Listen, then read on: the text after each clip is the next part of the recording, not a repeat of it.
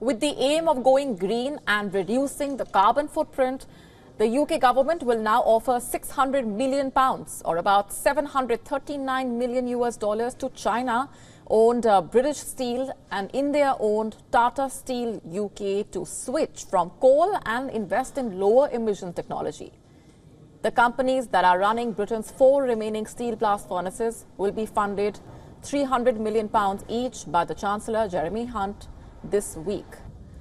Although the time also depends on companies accepting the offers, the steel industry is one of the most difficult to decarbonize because of the huge energy requirements and the use of coal in iron smelting, a process that emits carbon dioxide directly. However, both the companies are looking at how to upgrade their plants from burning coal to electric arc furnaces that heat recycled metal using electricity, which can in theory come from zero emission sources. Employing thousands of workers with 2 furnaces each in Lincolnshire and in South Wales, British Steel has been in talks with the government over support since the autumn to help it with the increased costs of carbon credits as well as much higher energy prices after Russia's full invasion of Ukraine almost a year ago. Meanwhile, Tata has been in talks over the longer-term future of the Port Talbot site for a couple of years now.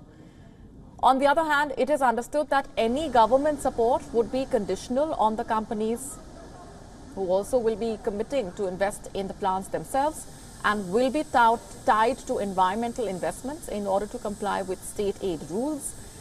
Welcoming the UK government's decision, the Labour Party's Stephen Kinnock said that while the news of the UK government's forthcoming investment is welcome, the reality is that it will just act as another sticking plaster for an industry that needs a level playing field in order to compete internationally in the long term. Even though the government is providing millions of pounds, industry sources question whether that much would be required to upgrade 2 blast furnaces, although £300 million would probably only cover the costs of upgrading 1.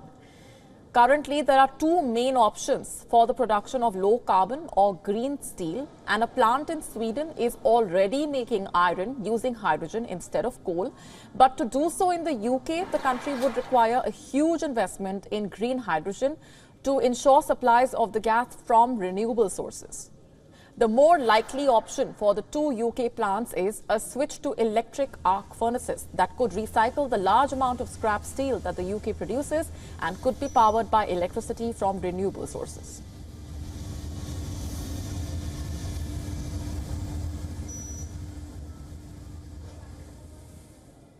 And for more on this, joining me on the broadcast is our correspondent Alex Izard from London. Alex, if you can just first piece together for us what you're picking up on this front and the reactions that have been trickling in.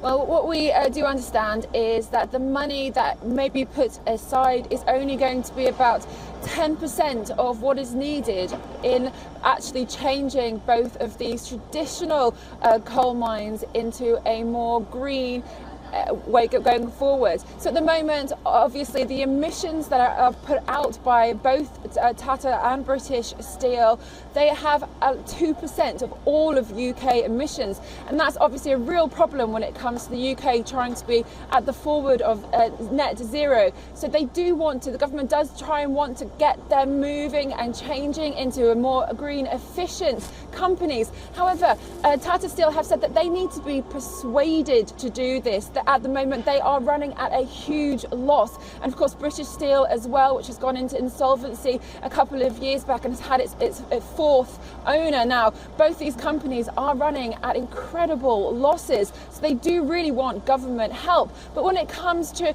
going forward and trying to move these green initiatives forwards, the people are asking, is this the right time to be putting all this money into this particular aspect, especially when these are privately owned companies? We're still dealing with a cost of living crisis across the UK, so offering hundreds of millions of pounds to private investors, China and India, is going to put a lot of people's backs up. However, if they don't do this now, if the government doesn't step in and try and make some of these changes, then obviously it's not going to be great for the climate going forward and in the future. And ultimately, the government really wants to show that they do have the power and position to move forward and be at the forefront of net zero.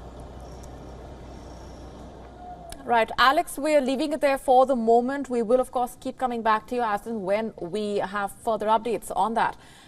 WION now available in your country. Download the app now. Get all the news on the move.